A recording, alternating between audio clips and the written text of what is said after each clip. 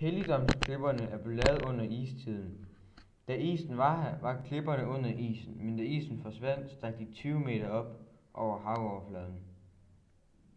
Den dag i dag står klipperne sådan.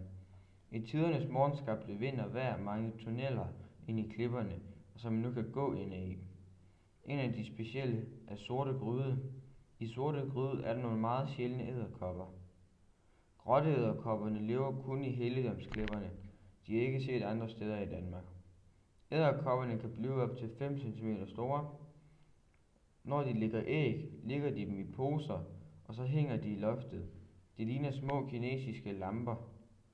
Edderkopperne er giftige, men ikke livsfarlige. De føles lidt som at blive stukket af en bi, når man bliver bidt. Klipperne er opkaldt efter en hellig kilde, som løber for enden af floden. Op ovenover klipperne lå der en mark. På marken lå der et kapel, trefoldighedskapellet.